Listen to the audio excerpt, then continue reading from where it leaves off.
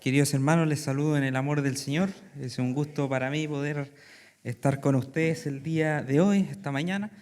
Y antes de empezar el mensaje y lo que el Señor nos quiere decir, les quiero invitar a que podamos orar para que el Señor pueda tocar nuestros corazones, abrir nuestra mente y que así podamos entender su palabra. Y no solamente entenderla, sino también ponerla en práctica. Señor, te damos gracias en esta mañana por haber podido llegar hasta tu casa de oración. Gracias, Señor, porque nos has traído hasta aquí con un solo propósito, de alabarte y de conocer más de ti, Señor. Te queremos pedir en esta hora por los corazones de mis hermanos, Señor, que tú puedas sensibilizar sus corazones, sensibilizar su mente, para que lo que tú nos quieras decir el día de hoy pueda calar en lo más profundo de nuestra vida. Te pido así también por mí, Señor, porque sin duda no soy digno de estar aquí. Y te pido, Señor, que todo lo que el día de hoy se diga sea solamente tu palabra. Que no sean ideas humanas, que no sean pensamientos humanos, ni nada de eso, Señor, solamente tu palabra. Gracias en esta oración, en el nombre de Cristo Jesús. Amén. Como ven ahí en las pantallas, el título del día de hoy es Preparando el corazón para el Rey. Quizás ya el título del mensaje marca un poco la tónica de lo que se va a hablar. Y recuerden que como iglesia estamos estudiando el Evangelio de Mateo, ya vamos en el capítulo 3, pero hay un cambio desde el capítulo 1, 2 hacia el 3. Aquí cambia un poco la narrativa de la historia. Cambia un poco la narrativa que está realizando Mateo, porque él deja completamente atrás lo que es la infancia de Jesús y nos introduce a su ministerio. Entre el capítulo 2 y el inicio del capítulo 3 hay un salto temporal de aproximadamente unos 30 años, en los que realmente no se tiene mucha información, porque el Espíritu Santo realmente no quiere hacer énfasis realmente en el crecimiento o curiosidades bibliográficas acerca de Jesús, sino que lo que Mateo quiere es presentarlo como el Mesías prometido y el Rey esperado. Mateo está escribiendo a una audiencia judía y desde el comienzo de su evangelio él quiere declarar con la genealogía que Cristo es el cumplimiento de todas las promesas del Antiguo Testamento. Por eso, después de décadas, años y siglos de aparente silencio, aparece Juan el Bautista.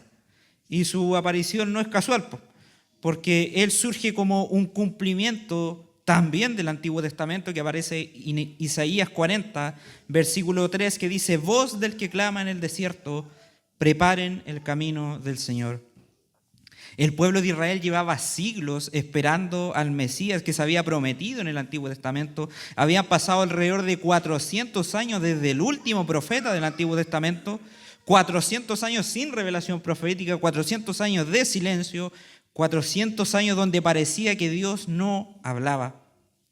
Pero ahora la voz vuelve a escucharse en el desierto. Y anuncia algo magnífico, anuncia: el Rey viene. Y el mensaje de Juan en este capítulo 3 puede resumirse como: el Rey se ha acercado, por lo tanto el hombre debe arrepentirse. ¿Saben que este pasaje comienza con una de las declaraciones más maravillosas del Evangelio? Porque Juan dice: arrepentíos porque el reino de los cielos se ha acercado. Muchas veces cuando leemos parece que es una frase aparentemente sencilla, pero es algo tan profundo, porque Juan está en el desierto, está predicando y su mensaje central no es simplemente moral o religioso. Él no está diciendo solamente pórtense bien, intenten cambiar o sean más espirituales, sino que él anuncia algo maravilloso. Él dice que el reino de los cielos se ha acercado. Y para poder comprender lo que significaba estas palabras debemos entender primero cómo pensaba el pueblo judío, Como les dije, Israel llevaba siglos esperando el reino prometido por Dios. Los profetas habían anunciado una y otra vez que vendría un rey descendiente de David, un Mesías que iba a establecer el reino de Dios de manera definitiva, pero no pasaba. Entonces Israel esperaba el día en que Dios interviniera. Sin embargo, las expectativas que tenían ellos eran totalmente equivocadas, porque ellos esperaban una liberación principalmente política, una liberación militar. Ellos querían a un rey y a un líder que destruyera a Roma, ¿cierto? Que en ese entonces el pueblo de Israel estaba bajo la subordinación de Roma. Pero Juan anuncia algo mucho más profundo, porque el problema del hombre no era Roma, el problema del hombre es el pecado. Y la verdadera esclavitud que tenía el pueblo de Israel no era política, sino que era espiritual. Y aquí está lo maravilloso, porque dice, el reino se ha acercado. ¿Y saben por qué? El reino se acercó porque el rey del reino vino. El reino de Dios no comienza con un territorio físico, comienza con la presencia de Jesús rescatando a su pueblo. Dios se acercó a esta humanidad caída. Y esto es algo totalmente contrario quizás a muchas otras creencias, porque se enseña que de alguna otra manera el hombre tiene que intentar subir hacia Dios, hacer cosas, rituales, obras, subir por sus propios medios. Sin embargo, Juan enseña totalmente lo opuesto. El hombre jamás podría llegar a Dios por sus propios medios, así que ¿qué hace Dios? Desciende. Eso es lo que Mateo nos muestra aquí en su evangelio, porque Cristo no vino solamente como un maestro, no vino solamente como alguien que viene a enseñar, sino que Él vino como Dios encarnado, entrando a nuestro mundo roto para poder rescatar a pecadores. El reino se acercó porque Cristo se acercó. Y esto revela, en cierta manera, la condición del ser humano. Si el reino tuvo que acercarse, es porque nosotros estábamos tan lejos, pero tan lejos. La Biblia enseña que naturalmente el hombre está muerto en sus delitos y pecados, está separado de Dios, está enemistado de Dios y sin capacidad de poder reconciliarse. Muchas veces pensamos en el pecado como malas acciones, pero bíblicamente es una condición de rebelión profunda en contra de Dios. El corazón humano ama su propia gloria. El corazón humano se ama a sí mismo más que a Dios y quiere vivir independientemente de su Creador. Por eso el Evangelio es tan maravilloso, porque Cristo no esperó que nosotros siquiera intentáramos subir, sino que Él descendió a nuestra miseria. Y cuando Él se encarnó, se metió a nuestro mundo. El Dios infinito entró en el tiempo. El Santo caminó entre pecadores. El Creador entró en su creación caída. El Rey vino por su pueblo.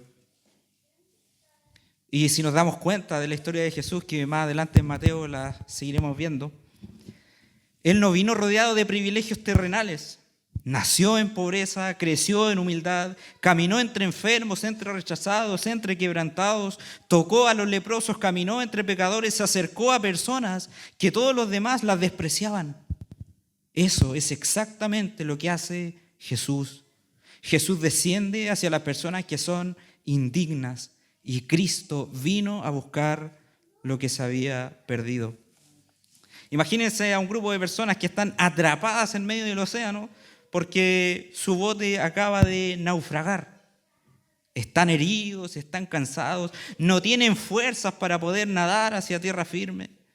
No importa cuánto se esfuercen, porque jamás van a poder salvarse a sí mismos. La única esperanza es que alguien venga eternamente a rescatarlos. ¿Y saben qué es lo más interesante? Es que el hombre ni siquiera estaba tratando de nadar hacia Dios, sino que se estaba hundiendo en su propio pecado. Y Cristo aún así vino para rescatar a quienes jamás podrían salvarse solos y a quienes ni siquiera que tenían la intención de ir a Él.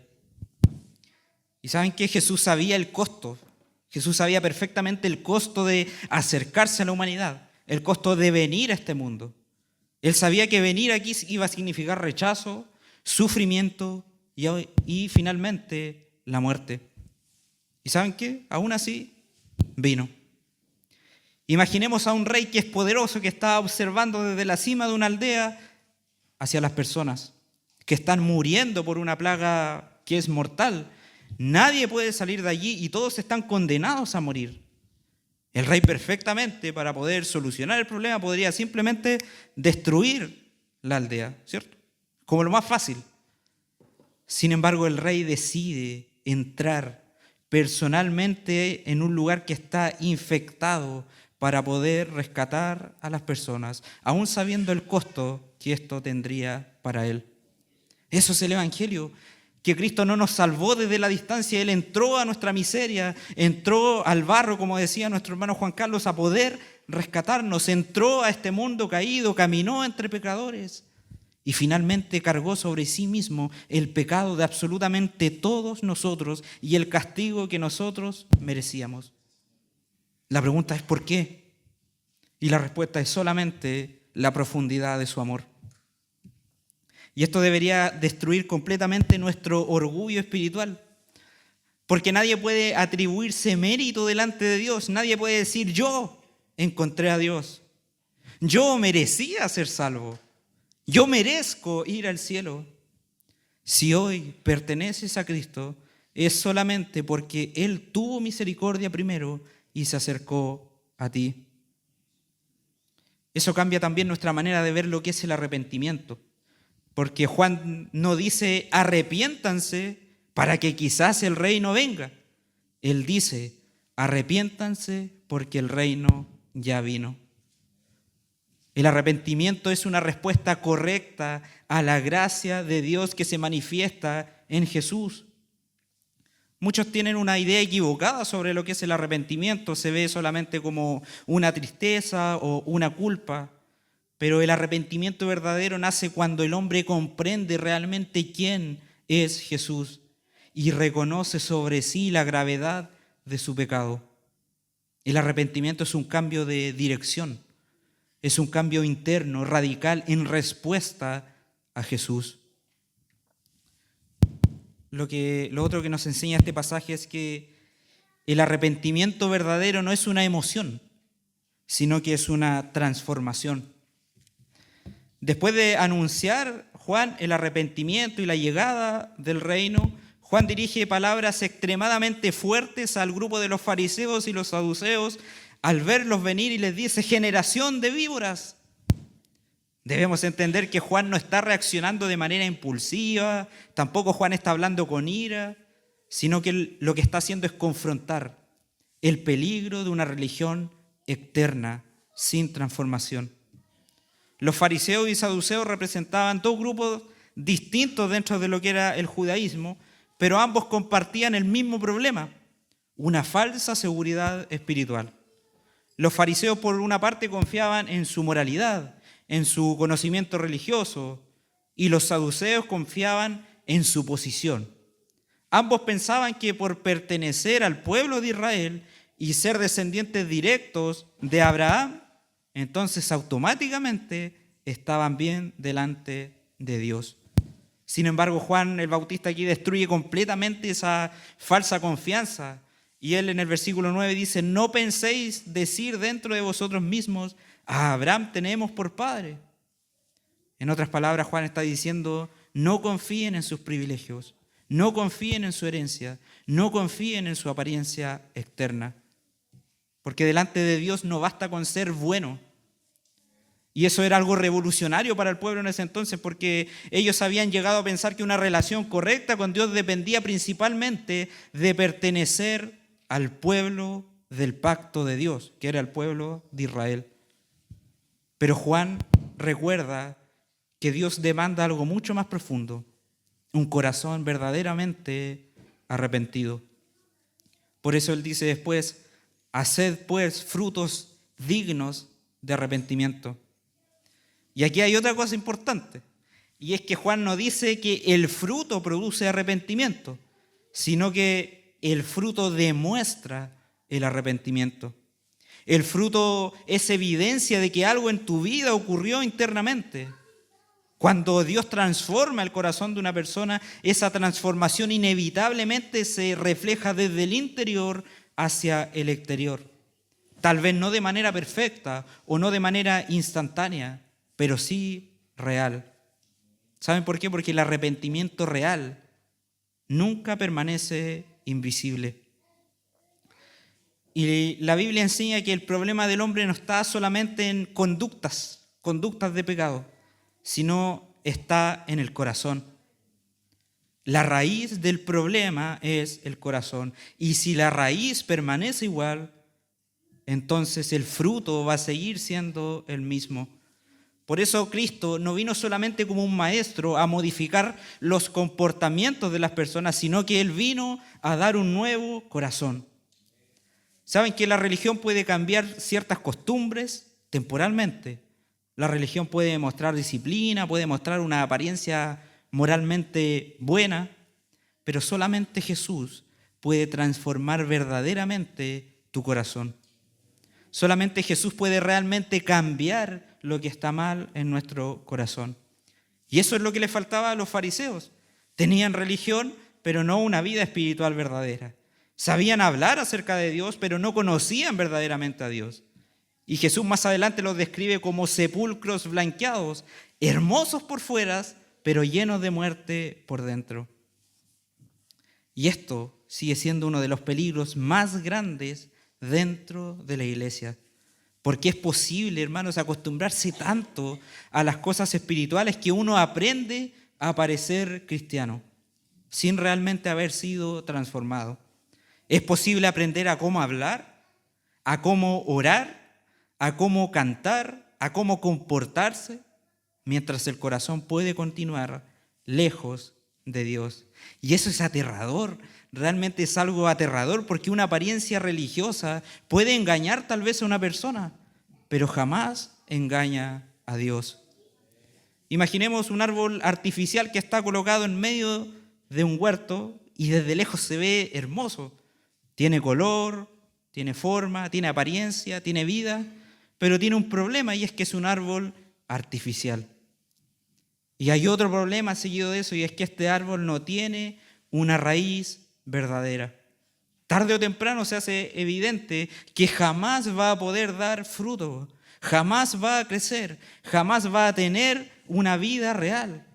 Puede impresionar externamente, ¿cierto? Porque se ve bonito, pero dentro está muerto. Eso era lo que ocurría en ese tiempo y eso era lo que ocurría en el pueblo de Israel y es por eso que Juan confronta a estas personas. Una transformación verdadera incluye amor a Dios, odio por el pecado, crecimiento en santidad, humildad, obediencia, hambre por la palabra, amor por los otros y perseverancia. Y saben que esto no nace de un corazón humano, sino que es la evidencia de la obra del Espíritu Santo en tu vida y en tu corazón. Realmente este pasaje es fuerte porque nos llama seriamente a examinarnos delante de Dios, todos, porque es muy posible vivir dentro de un ambiente cristiano y aún así nunca haber experimentado una verdadera conversión, especialmente quizás algunas personas que hayan crecido en la iglesia. Alguien puede pensar, siempre he estado aquí, conozco la Biblia, sé de teología, sirvo en los ministerios, pero la pregunta no es cuánto conocimiento tienes. ¿Hay evidencia real de transformación en tu vida? ¿Estás luchando con tu pecado o realmente lo estás justificando? ¿Hay crecimiento o no hay crecimiento? ¿Hay más amor por Cristo que hace años atrás? ¿Hay obediencia? ¿Hay sensibilidad? ¿Hay deseo de santidad? Porque, hermanos, un arrepentimiento verdadero produce fruto. Y aquí tiene que haber también un equilibrio, porque No estamos diciendo que el cristiano verdadero alcanza la perfección absoluta en esta vida. Todos seguimos luchando contra el pecado, todos tenemos caídas, todos tenemos debilidades, pero hay una diferencia entre alguien que lucha contra el pecado y quien vive cómodamente abrazándolo. El verdadero creyente puede caer, pero no puede permanecer indiferente, porque Dios ya ha comenzado la obra dentro de él.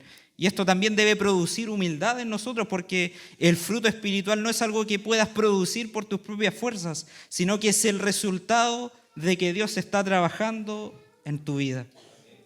Es el resultado de Dios regenerando tu corazón. Y saben que esto es más maravilloso porque no es que Cristo solamente haya perdonado a los pecadores, sino que también los transforma. El Evangelio cambia tu destino eterno, cambia tu vida futura y presente. Donde Cristo reina verdaderamente, inevitablemente comienza a aparecer fruto. También debemos entender que una de las más peligrosas cosas que puede suceder es cuando nos acostumbramos al pecado, porque eso endurece lentamente nuestro corazón. Nadie llega de un día para otro a vivir cómodamente. El problema comienza cuando tú internamente dejas de pelear contra el pecado. Poco a poco la conciencia empieza a perder sensibilidad. Lo que antes producía un quebranto ahora parece normal. Lo que antes dolía ahora te entretiene. Lo que antes te llevaba al arrepentimiento ahora se justifica. Imaginemos a alguien que vive debajo de la línea del tren y cuando llegó a vivir ahí, toda la noche se despertaba de un salto porque pasaba el tren y el ruido era escandaloso, un ruido incómodo. Sin embargo, al pasar del tiempo, se acostumbró al ruido. Ya no lo escuchaba, ya no se despertaba, ya no le molestaba. Sin embargo, el ruido se fue, el ruido no se fue, el ruido siguió ahí, con la misma intensidad. Asimismo, a veces nos acostumbramos al pecado. Lo que le estaba diciendo es que es peligroso acostumbrarnos al pecado, porque sigue ahí, solamente nos volvemos insensibles. Ya no somos sensibles a lo que nos ocasiona. O también puede ser como el sonido de una alarma.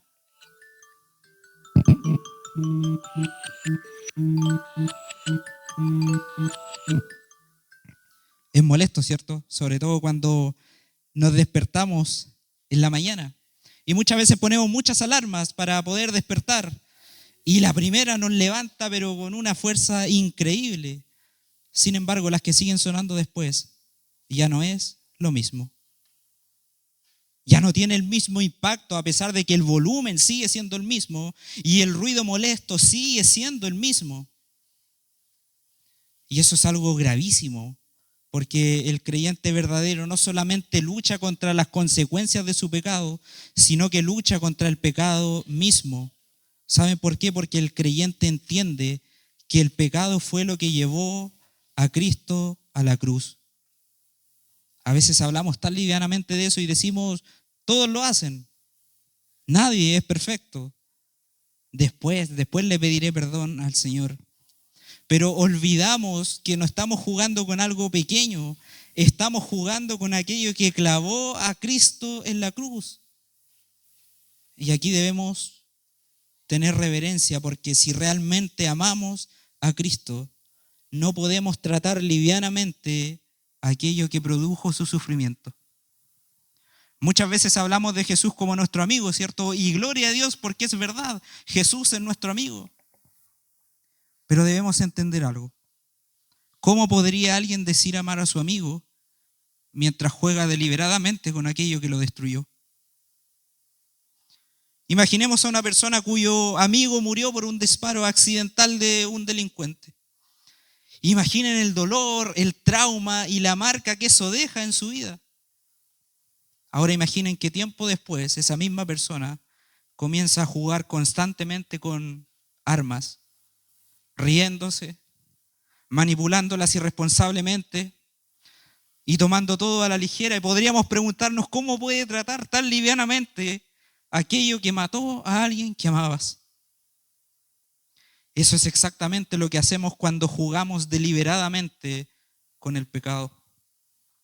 El pecado llevó al Hijo de Dios a la cruz. Imaginemos una mujer cuyo esposo murió por causa del alcohol. Su matrimonio fue destruido, su familia quedó quebrada y finalmente perdió a la persona que amaba a causa del alcohol. ¿Qué pensaríamos si ella luego comienza a divertirse con ese mismo vicio, minimizándolo y tratándolo como algo inofensivo? Es triste porque no estás tomando en serio algo que destruyó lo que amabas. ¿Cuánto más debería de pensar esto en nuestra mente? Cuando voluntariamente y deliberadamente decidimos disfrutar aquello que clavó a nuestro Señor Jesús en la cruz, a quien le cantamos, a quien le alabamos, ¿no creen que es un poco sin sentido? Muchas veces eso pasa en nuestro corazón, se endurece, y mientras más y más jugamos con el pecado, menos sensibles nos volvemos. Y eso, hermanos, es peligroso, porque ya no pesa mentir, ya no pesa la inmoralidad, ya no pesa la amargura, ya no pesa la doble vida, ya no pesa la falta de oración, ya no pesa leer la Biblia, ya no pesa la frialdad espiritual. Y cuando esto pasa, algo muy grave está ocurriendo en tu corazón. Porque una de las obras del Espíritu Santo es producir sensibilidad. Es el Espíritu Santo el que te convence de pecado. Él produce en ti una lucha interna, produce incomodidad delante de la obediencia de Dios. Cuando el corazón empieza a endurecerse, lentamente pierde el temor a Dios. Y es por eso que Juan dice esto: haced pues frutos dignos de arrepentimiento, porque el arrepentimiento verdadero no convive cómodamente con el pecado. Y como les dije antes, el creyente puede tropezar, pero puede hacer las paces con aquellos que ofenden a su Señor. Que es importante recordar esto, porque el Evangelio no solamente nos llama a ser perdonados, sino también a odiar a aquello que crucificó a Cristo. Pero no se preocupen, porque hay una buena noticia.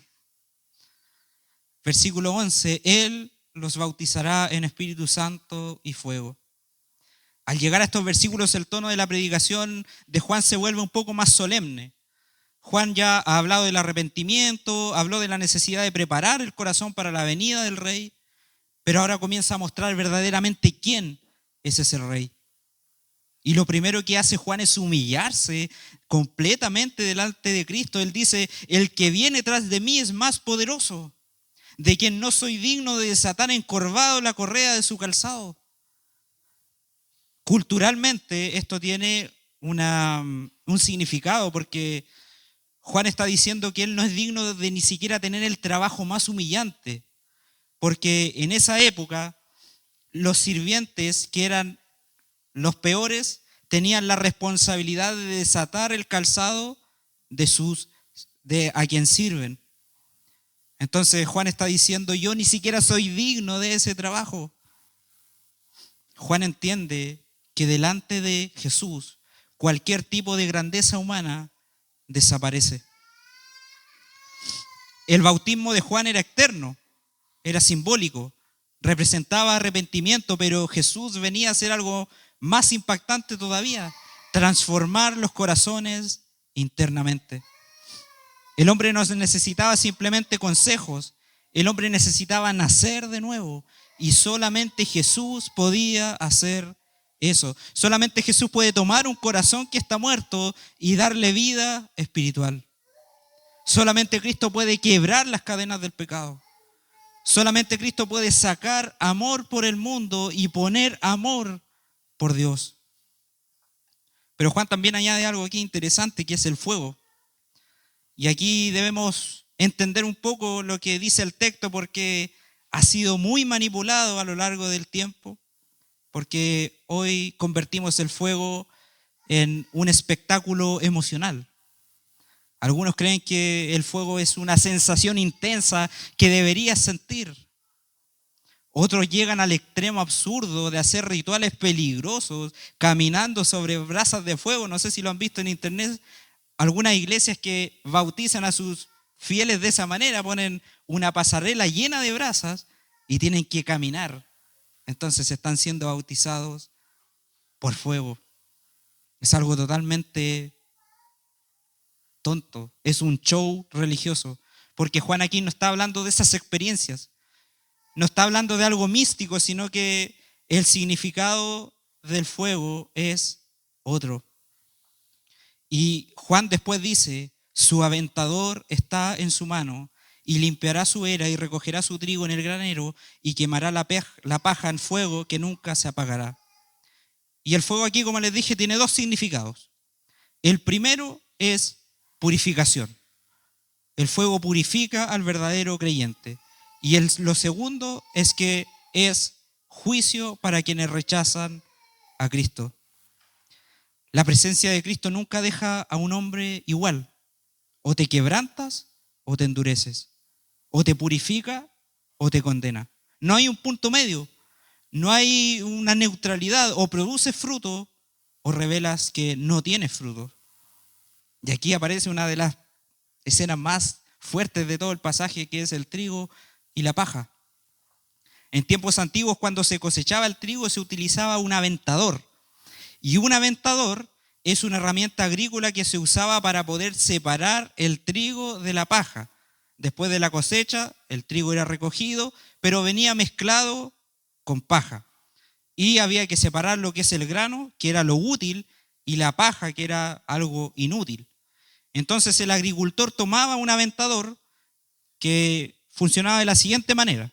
Era como una pala que había que tomar trigo y paja, lanzarla hacia el cielo, y lo que iba a hacer el viento es que se iba a llevar lo más liviano, que sería la paja. Y lo más pesado, que era el grano, caía a los pies del agricultor. Entonces la paja se la llevaba el viento. Sin embargo, el trigo soportaba el proceso porque tenía peso. La paja se quiebra fácilmente porque no tiene sustancia. El trigo puede pasar por diversas pruebas y puede seguir aferrado a Dios. La paja solamente permanece mientras todo está cómodo. El trigo puede caer, pero vuelve a levantarse arrepentido. La paja vive cómodamente en el pecado. El trigo ama a Cristo. La paja ama la apariencia religiosa. Y lo más peligroso es que la paja muchas veces se mezcla entre el trigo por mucho tiempo. Externamente pueden parecer similares. Ambos están en el mismo campo. Ambos escuchan sermones. Ambos participan de las reuniones. Pero llegará el día donde Cristo separará definitivamente lo verdadero de lo falso. Y cuando Cristo separe el trigo de la paja, no habrá errores. Nadie va a poder engañar. Ese día no importará ninguna de tus obras, sino que lo que Cristo va a ver va a ser tu corazón. Y aquí viene lo más fuerte, que debemos dejar de mirar este texto de manera general y permitir que la palabra nos examine personalmente. La pregunta es, ¿qué eres? ¿Eres trigo o eres paja? Porque la paja puede cantar, la paja puede llorar emocionalmente, la paja puede servir en ministerios, la paja puede incluso predicar externamente, pero sigue siendo paja. Sin embargo, es Dios el que se encarga de separar. No es nuestro deber juzgar si alguien es o no es. Debemos dejar de jugar a ser cristianos, porque Cristo no murió horriblemente en una cruz para producir personas religiosas que sean vacías. Cristo murió para redimir y transformar a un pueblo santo. Y después de saber esto, podemos cambiar la pregunta. ¿Qué quieres ser? ¿Trigo o paja? Porque el trigo muchas veces pasa por quebranto, pasa por disciplina, pasa por procesos dolorosos, pero ¿saben qué? Termina siendo guardado por Dios. En cambio la paja vive liviana, vive cómoda, vive superficial hasta el día del juicio. El problema hoy día también es que muchos quieren la comodidad de la paja y la seguridad del trigo al mismo tiempo. El mundo y a Cristo, el pecado y la santidad, la apariencia y la salvación, emociones sin arrepentimiento. La otra pregunta puede ser, ¿qué aparentas ser? O la otra pregunta puede ser, ¿qué eres realmente delante de Dios? Quizás en tu vida aún hay dureza en tu corazón, pero es por eso que Dios te está hablando el día de hoy, para que puedas sensibilizar. Pecado oculto, doble vida, falsa religión, no importa. ¿Saben por qué? Porque Cristo todavía está disponible. Cristo todavía está con los brazos abiertos y lo único que tienes que hacer es correr a Cristo mientras pueda ser hallado. Correr a Cristo porque todavía hay gracia. Correr a Cristo porque el Rey ya vino y el Rey nos ha acercado y está ahí, disponible para quien quiera arrepentirse.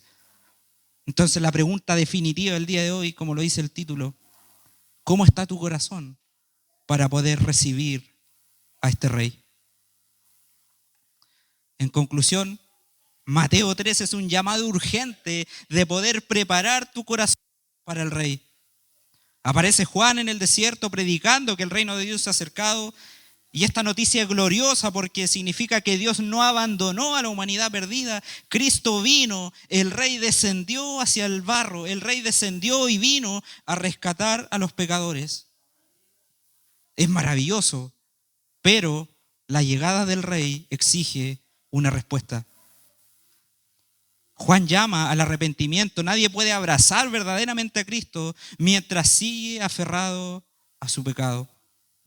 Lo segundo es que el arrepentimiento no es superficial, tampoco es emocional, sino que el arrepentimiento produce fruto, produce transformación, produce una vida que lentamente comienza a reflejar la obra de Dios.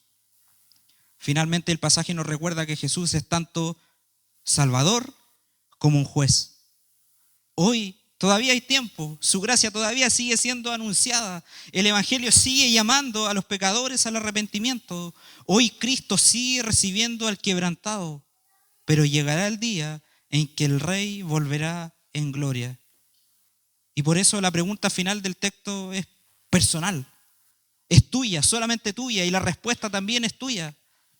¿Está preparado tu corazón para recibir al Rey? Yo deseo, hermanos, que el Señor les bendiga. Oremos al Señor. Señor, gracias te damos porque bajaste desde el cielo a rescatarnos, Señor, cuando no lo merecíamos. Te pedimos perdón, Señor, si nuestro corazón, si hemos normalizado